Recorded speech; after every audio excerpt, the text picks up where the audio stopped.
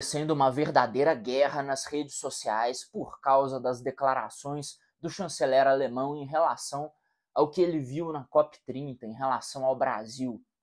E estão todos ensandecidos, porque aparentemente um alemão não pode falar que o Brasil é sucateado, falar que o Brasil é insalubre. Aliás, um alemão não pode falar nada, né? Um alemão não pode ter opinião. Um alemão tem que aceitar que o seu país seja invadido por imigrantes, tem que aceitar que sua matriz energética seja destruída em nome de uma agenda verde para que eles fiquem reféns da Rússia e a economia seja destruída. É isso que tem que acontecer com o alemão, né? Mas vamos chegar nisso depois, né, ao longo do vídeo. Eu quero começar dividindo com vocês uma experiência que eu sempre vivo quando eu chego aqui no Brasil depois de uma viagem para a Europa ou para os Estados Unidos. Não viajei ainda para a África, então, né, a experiência não engloba esse tipo de viagem. Pois bem, né, com a roupa do Hugo Boss parecendo um uniforme, tomando leite. Gente, não foi intencional e não é um apito de cachorro, tá bom? E se for também que se foda, né? Você tá aqui pra ouvir o que eu vou falar, não é pra gostar de mim. Tomar no seu... Bom, pois bem. Eu chego em Confins e aí eu pego a linha verde para voltar até minha casa. O aeroporto de Belo Horizonte fica em outro município, longe pra caralho. Mais de 1 hora de viagem. O Uber daqui lá é centenas de reais. E, bom, você pega a linha verde, e aí você passa ao lado de Vespasiano, Venda Nova, bairro Planalto, até chegar em BH. Chegando em BH, né, no centro de BH, você está na Cracolândia, você está num verdadeiro inferno. Parece que o centro da cidade ele foi tomado por Nurgle, pelas, né, hostes do caos, da decadência, da degradação, da doença. E, né, se você for um pouco, né, você chega no centro, se você for na Guaicuru, você vai para o domínio de Slaanesh, é outra coisa, né, outra força do caos. Bom, antes de chegar, você passa por esses bairros e, né, municípios que eu mencionei, e é tudo feio, é horroroso, as casas não são pintadas, as edificações são mal acabadas, é poeirento, é horrível, tá? Os arredores de Belo Horizonte, os municípios em redor de Belo Horizonte são feios, são favelizados. A população desses lugares vive numa condição de penúria mental. É você botar o pé para fora da sua casa e você só vê poeira, barro, sujeira, noia e casas mal acabadas. Famosa parede sem reboco que parece que é um patrimônio imaterial da arquitetura brasileira, né? A parede sem reboco, essa merda. Pois é, essa porcaria é o que se vê quando você, né, mora numa dessas regiões e coloca seu pé para fora de casa. Ninguém deveria viver assim é uma droga. Imagine eu chegando de algum lugar como a Alemanha.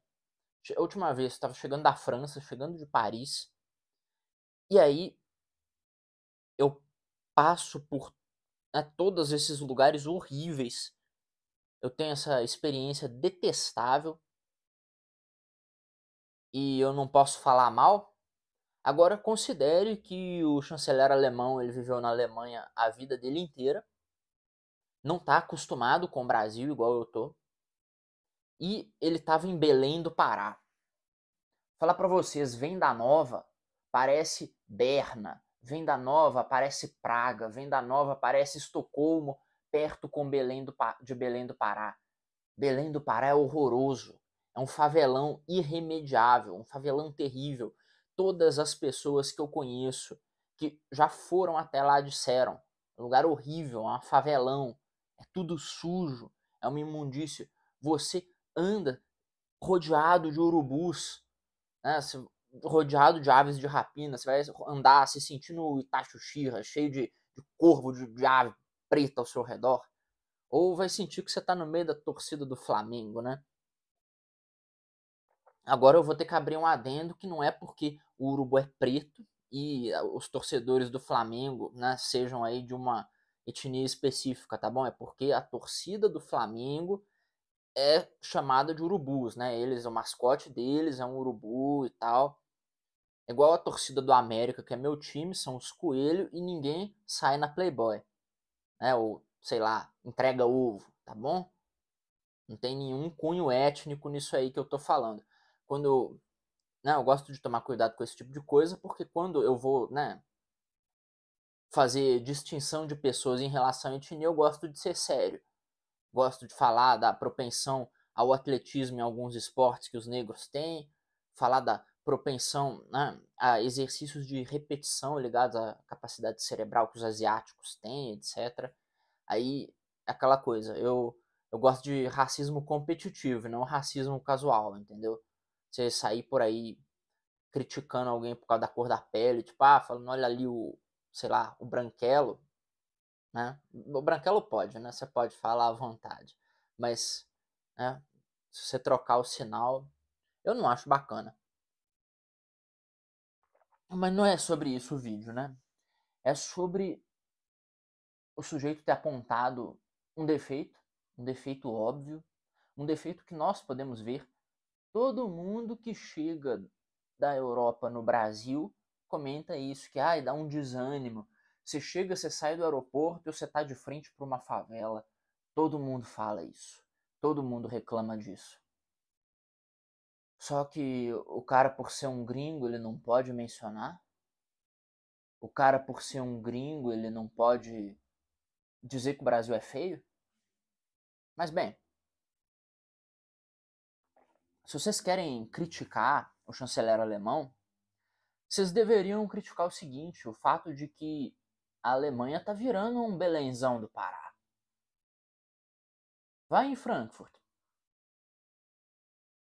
Parça meu teve em Düsseldorf tem pouco tempo, ele disse que a cidade está se tornando irreconhecível. Vão instalar catracas nos metrôs. Antes o metrô não tinha catraca. Antes, pelo menos a última vez que eu fui em Düsseldorf, você não tinha que passar em catraca para ir no metrô. Você comprava seu bilhete, entrava no trem, ia até o seu destino e descia do trem e ia embora. O que se esperava é que você comprasse o bilhete e andasse com o bilhete comprado. Raríssimas eram as fiscalizações. Por quê? A sociedade de confiança, baseada em confiança, baseada na ideia de que você não vai ter gente andando de graça e se aproveitando do sistema, você não vai ter gente roubando. Bom, algumas coisas mudaram ultimamente e bom, o que mudou é uma coisa muito óbvia que você observa na hora que você anda na rua, você percebe que alguma coisa mudou, que alguma coisa tá fora de lugar, tá? É isso que acontece.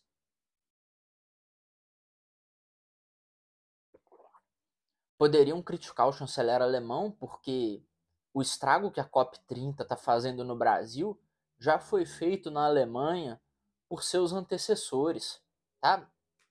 Vamos explicar sobre isso, né? Que eu acho que é o grande ponto aqui desse vídeo, a coisa mais importante. É o seguinte, cara, a COP30 serve só para atrapalhar o Brasil.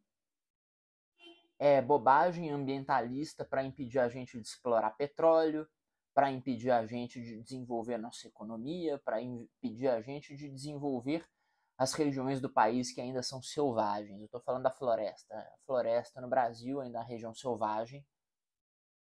Não dá para viver num lugar desse com dignidade porque não tem energia. Não tinha energia para suportar o evento. Tiveram que trazer aí dezenas de geradores a óleo diesel e ficar queimando diesel, né, obscurecendo o céu com óleo diesel queimado para fazer uma conferência climática. E apontar a hipocrisia disso, falar, não, eles estão falando do clima, mas estão gastando óleo diesel para fazer a conferência, eu acho isso meio infantil, meio bobo. Mas já que todo mundo que acredita nessa bobagem climática é bobo e infantil, eu vou aqui fazer também a crítica boba e infantil a isso, né? Vou, né, falar na língua deles. Olha que hipócritas. Estão falando de clima e estão queimando óleo diesel para falar de clima. Hum?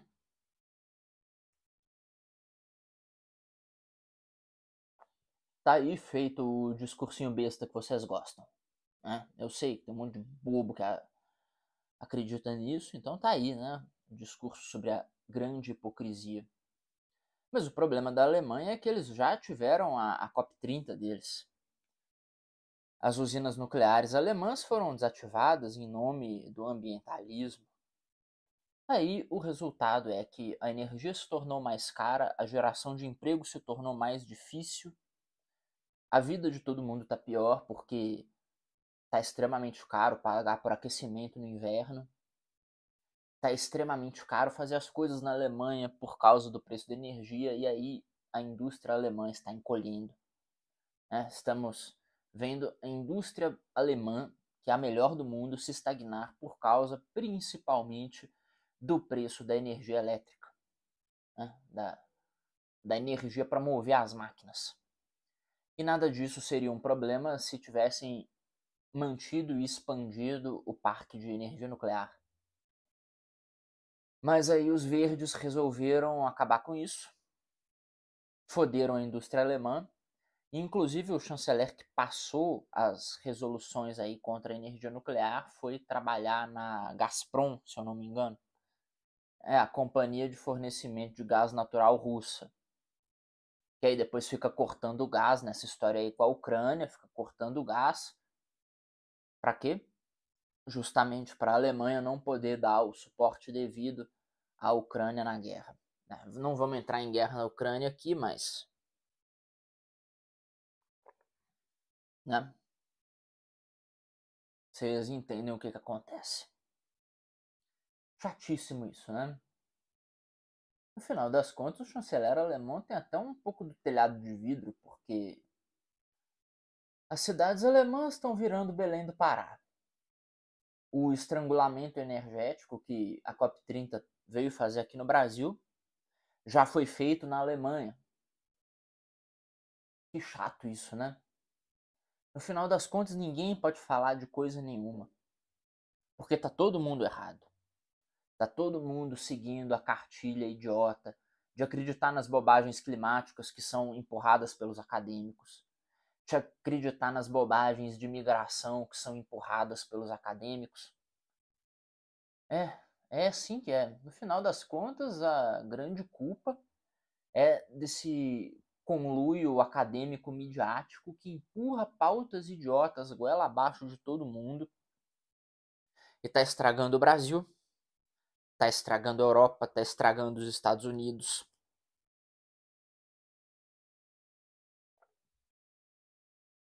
De onde será que vem essa porcaria, hein? A quem interessa estragar o Brasil, estragar o México, estragar os Estados Unidos, a Europa, estragar a Ásia? A quem interessa, pô, estragar o Oriente Médio? Hã? Estragar Israel, estragar a faixa de Gaza? Tá todo mundo sendo estragado por ideias idiotas. Hã? Todos os países no mundo estão sendo estragados por ideias idiotas. E é interessante que parece que elas têm uma mesma raiz.